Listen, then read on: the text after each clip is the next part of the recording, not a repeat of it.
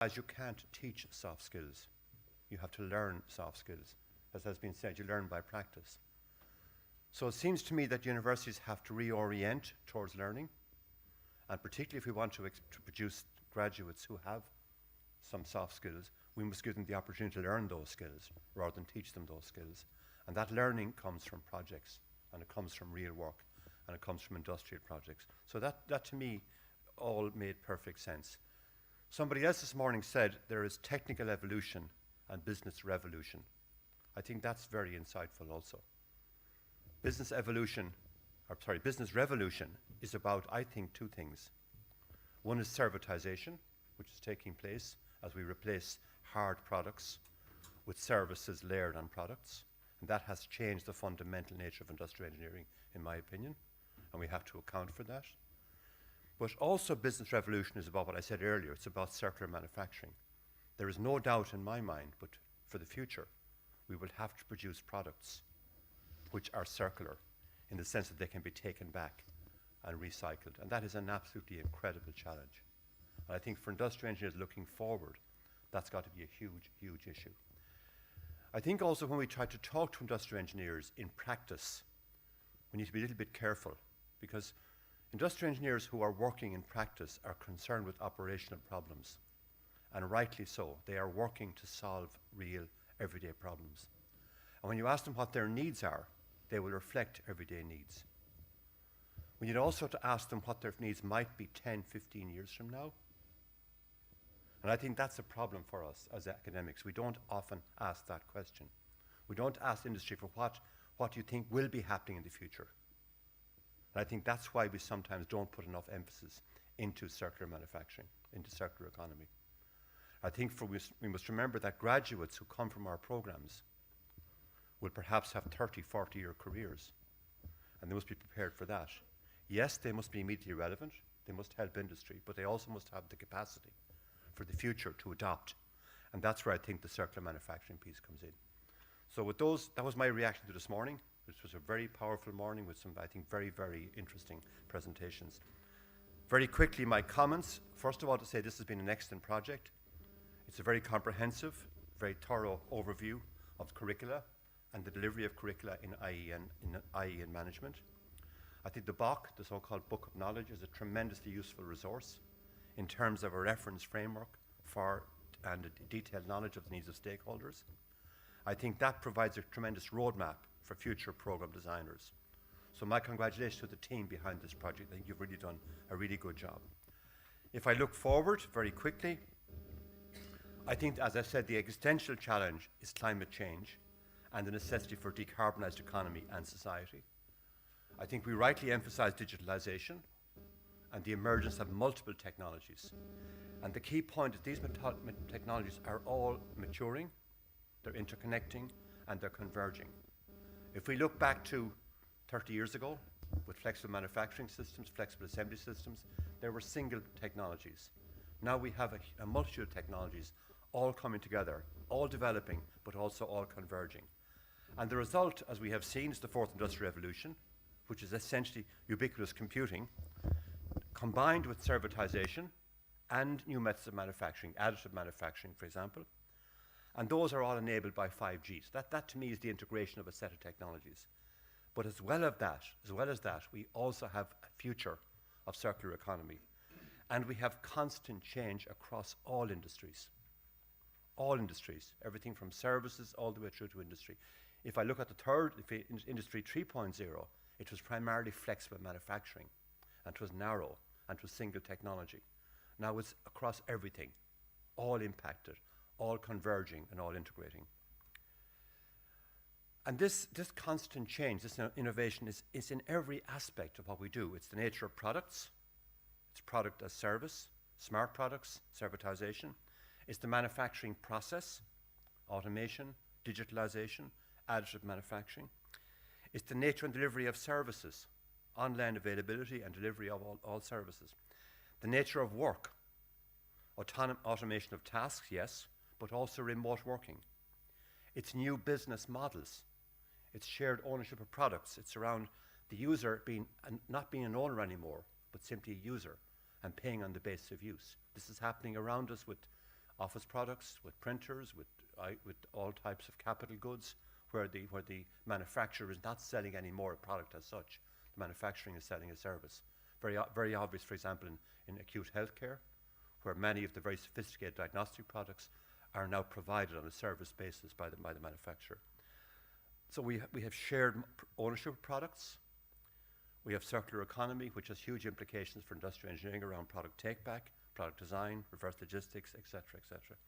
So all this is happening, and all this is the future which will confront the graduates who emerge from our programs.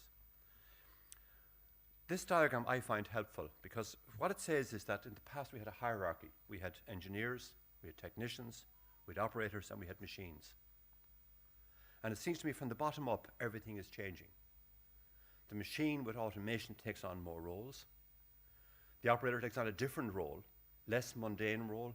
Maybe now the operator is programming the machine rather than simply, hand feeding it with components. The technician's role is increasing and impinging on the role of an engineer. The engineer's role is also changing. The engineer now is not simply an engineer who solves problems, designs products and processes, etc., but is also a creator and a manager, and hence the soft skills, hence the creativity, hence the teamwork. So I think we have to think in terms of our programs as producing a different type of person, not just a technical person who's competent around IE techniques or around technology or whatever, but also somebody who has the capacity to lead, to be a creator, to be a team leader, to be a manager effectively. And that's why I think it's interesting that the program is IE and management, which I think is quite a powerful combination. I think in terms of designing programs, the volume of material to be covered is huge. So it's necessary to have bachelor and master programs. I think the 5-year, 6-year model is appropriate. I think the mix of material is incredibly complex. We talked about hard skills and soft skills. And that creates real problems for universities because universities are stovepiped into particular faculties. And if I want to teach soft skills, I need people coming from a different faculty than engineering typically. If I want to teach those skills, I have to have group projects. We find it hard to assess group projects. We can mark examinations, and we can be very, how do I put it? We can be very transparent, and we can, if you like, we justify our marks by setting exams. But how do you assess a project where a team of people work together? So the assessment often drives the design of the teaching process. We have to recognize that to teach soft skills, teamwork, we have to have teamwork, and that makes difficult assessment. Having said all that, we have new technology to help us. We have virtual reality, augmented reality, simulations. We have digital twins to help us, which we can use. But having said all that, we must also recognize that there is basic fundamental principles which we have to continue to emphasize and to teach. So we have to combine, not to lose sight of that, and that was made very clear this morning in the presentations. We to recognize also that industry is very, very, very heterogeneous, and producing graduates who can work in industry these days is hard, and we may have to think in terms of sectors, programs which are appropriate to sectors. I do a lot of work in medical devices. Medical devices is a very different world to conventional manufacturing because of the need for traceability, because of the need for example, the long lead time to have a product approved for use in the marketplace because of the potential implications of a product failure. So that's a different world. Food processing is different again. Petrochemicals is different again. And with all these technologies, the applications are difficult, quite specific to sectors, and I think we have to think in terms of programs which are, to some extent at least, sector specific, particularly at master's level.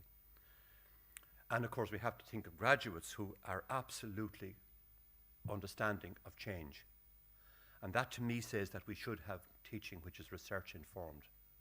And the old model of a university, where a university was seen as research-led teaching or research-informed teaching, that to me is more important than ever. I think it's really important, particularly for master's programs, that the people who are teaching those programs are research active, and therefore they're in contact with what's happening with industry and what's happening in terms of new ideas and are, if you like, are imbuing in students the reality that you have to actually teach for change, teach for new developments, expect new developments, and think in that mindset. So finally, and I'm sorry it's a bit longer than maybe should be said, I think also the longer term needs of graduates need to be thought about. We must ensure that that we recognise that, and in terms of user needs for programs, recognise that it's a 30, 40-year career, as distinct from immediate relevance, which is also important.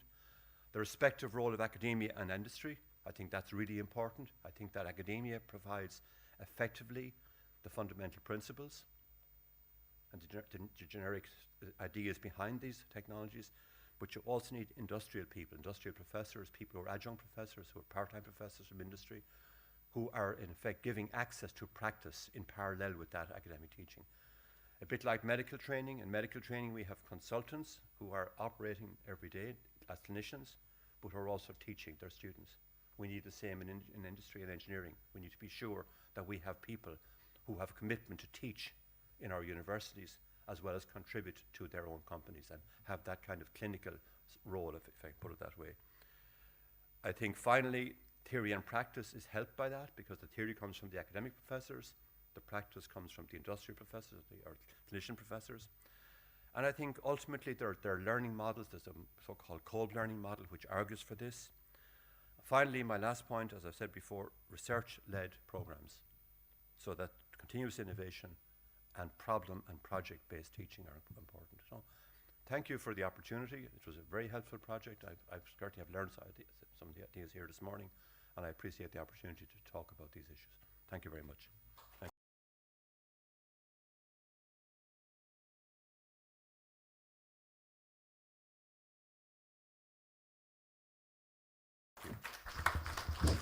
Thank you very much, James, for this very interesting overlooking the future, as you did now together with us. It was interesting to hear your opinion about that. And I very much sympathize with the sentence over there, the first one. Basic science and engineering principle must not be neglected. I will stress that very much, because when we talk about our programs in industrial engineering management, for me, it's very important that we educate engineers. These people are engineers.